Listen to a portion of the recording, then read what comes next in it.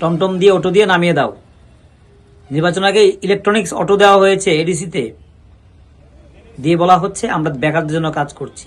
আসলে একজন বেকারের পেছনে আরেকজন বেকারকে লাগিয়ে দেওয়া হচ্ছে, প্যাসেঞ্জার নিয়ে টানাটানি হচ্ছে, রাস্তায় বাড়ছে যানজট, সমস্যা বাড়ছে মানুষের, কাজের কাজ কিন্তু কিছুই হচ্ছে না।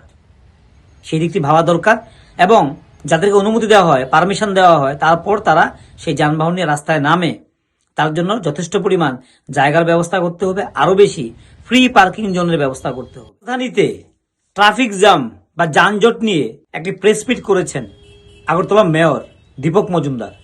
তিনি যানজট নিরসনের জন্য অভিযানে নামার ঘোষণা দিয়েছেন। আগেও বেশ কয়েকবার অভিযান চলছিল, যানজট কিন্তু নিরসন হয়নি, বরং যানজট বেড়েছে। প্রত্যেকদিন যেভাবে রাজধানীতে অটোরিকশা টমটমের সংখ্যা বাড়ছে, সেই দিক থেকে রাজধানীতে চলাচলের অযোগ্য হয়ে পড়েছে। সাধারণ মানুষ, পথচারীদের জন্য একটা ভয়ঙ্কর দুঃস্বপ্নের মতো অবস্থা। বাড়তি জ্যাম, এটা রাজধানীতে এখন নিত্যদিনের ব্যাপার হয়ে দাঁড়িয়েছে। কিন্তু প্রশ্ন হচ্ছে, এই যে কভার ড্রেনের উপরে প্রাইভেট কার রাখা হচ্ছে, গাড়ি রাখা হচ্ছে, সেগুলির বিরুদ্ধে অভিযান করার কথা বলছেন, কিন্তু প্রত্যেক দিন যে পরিমাণ গাড়ি, টু হুইলার থেকে শুরু করে ফোর হুইলার, অটোরিকশা, টমটম যে পরিমাণ বাড়ছে, সেই পরিমাণ কি জায়গা বাড়ছে, পরিসর বাড়ছে? সেই পরিমাণ কি পার্কিং জোন হচ্ছে? পার্কিং জোন হলেও কয়টা পার্কিং জোন রয়েছে? একজন মানুষ শহরে বিভিন্ন প্রান্তে গেলে সে কতবার পার্কিং জোনে গাড়ি পার্ক করবে, কত টাকা খরচ করবে, সেগুলি অনেক প্রশ্ন। তারপরেও কিছু আইন মানতে হবে এবং যানজট মুক্ত করতে গেলে উদ্যোগ নিতে হবে। কিন্তু তার আগে ভাবা দরকার, রাজধানীতে যানজটের মূল কারণ কি? মূল কারণ হচ্ছে রাজধানীর বাইরে থেকে প্রচুর পরিমাণে অটোরিকশা, অন্যান্য গাড়ি, সেগুলি গিয়ে প্রবেশ করছে। যাত্রীবাহী অটোগুলির ক্ষেত্রে সাধারণত নিয়ম থাকে কোন কোন রুটে সেগুলি চলবে, কিন্তু যে অটোরিকশাগুলি বিশালগড় থেকে যাচ্ছে রাজধানীতে ধারাবাহিকভাবে, সেগুলি পথে চলার কথাই ছিল না। সারা রাজ্যের বিভিন্ন প্রান্ত থেকে এখন অটো রিক্সা করে রাজধানীতে মানুষজন যাতায়াত করছে, যার কারণে জাতীয় সড়কে যেমন বাড়তি চাপ বাড়ছে দুর্ঘটনা, রাজধানীতে গিয়েও সেগুলি আইন ভাঙছে, নিয়ম ভাঙছে।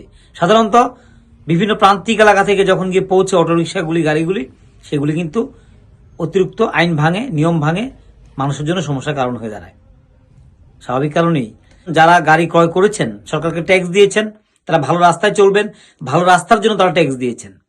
কিন্তু সরকার কি পারছে ভালো রাস্তা দিতে, ভালো ব্যবস্থা দিতে? অনুমতি যখন দেওয়া হচ্ছে অটোরিকশার জন্য, মানুষ টাকা খরচ করে লোন নিয়ে, ঋণ নিয়ে কিনছে। আমরা দেখছি এডিসি থেকে ইলেকট্রিক অটো দেওয়া হয়েছে, সেগুলি রাজধানীতে আসবে, রাস্তাঘাটে চলাফেরা করবে, যাত্রী বহন করবে। সেগুলি নিয়ম রক্ষা করছে কিনা, পরিবহন আইন মানছে কিনা, সেগুলি দেখা দায়িত্ব কার? শুধু কি উচ্ছেদ করলে, অভিযান করলেই সমস্যার সমাধান হবে? এই বিষয় নিয়ে যদিও প্রেসমিটে কোনো সংবাদ মাধ্যমের কেউই আমরা প্রশ্ন করতে দেখিনি। এই প্রশ্নটা থাকা উচিত। মানুষ যখন অর্থ খরচ করে গাড়ি কিনছে, সেটা রাস্তায় নামবে, এটাই স্বাভাবিক। তাকে ব্যবস্থা দিতে হবে। সে ট্যাক্স দিচ্ছে, গাড়ি কেনার সময় লক্ষ লক্ষ টাকা ট্যাক্স দিতে হয়, জিএসটি ভরতে হয়, রোড ট্যাক্স দিতে হয়। তাহলে কেন সে সেই ব্যবস্থাটা পাবে না? মুদ্রা কথা হচ্ছে, রাজধানী পরিসর কমে আসছে দিন দিন। বটতলা দাঁড়িয়ে দেখলে পরিষ্কার বোঝা যায়, আজ থেকে 4-5 বছর আগেও এতটা যানজট ছিল না। যে পরিমাণ অটো রিক্সার দিকে নামিয়ে দেওয়া হচ্ছে, ধাবিত করা হচ্ছে যুব সমাজকে, যেন অটো টমটম ছাড়া বিকল্প কোনো ব্যবসা বাণিজ্য নেই পৃথিবীতে, এটাই শ্রেষ্ঠ ব্যবসা। সেই অটো রিক্সার দিকে ধাবিত করে দেওয়া হচ্ছে প্রত্যেককে, প্রত্যেক যুবককে। তারাও নামছে এবং রাস্তায় প্যাসেঞ্জার চাইতে অটোর সংখ্যা, টমটমের সংখ্যা এখন বেড়ে গেছে, যার ফলে সেই টমটম অটো চালিয়ে কায় ক্লেশে দিন যাপন করছে, তাদের কি সংসার উন্নতি হচ্ছে না? কিন্তু সেই জায়গাটা ভাববে কে? আমরা কি বলছেন শুনবো, মেয়র তিনি কি বলেছেন এ বিষয় নিয়ে আমরা শোনাচ্ছি। আগরতলা শহরে যানজটের পক্ষে যেটা সবচেয়ে বেশি সৃষ্টি করে আমি বলবো, আগরতলা শহরে দেখবেন প্রায় সময়ই বিভিন্ন আমাদের যে কভার ড্রেন, রাস্তা ড্রেন করেছি সারা আগরতলা শহরে, সারা আগরতলায় সব ড্রেন, কভার ড্রেনের উপরে মানুষের গাড়ি রাখে এবং রাস্তার গাড়ি রাখে। সেগুলি আমরা ট্রাফিক দপ্তরকে নির্দেশ দেওয়া হয়েছে 3 তারিখের পর থেকে প্রয়োজনে আমরা সহযোগিতা করবো লিফট করার জন্য।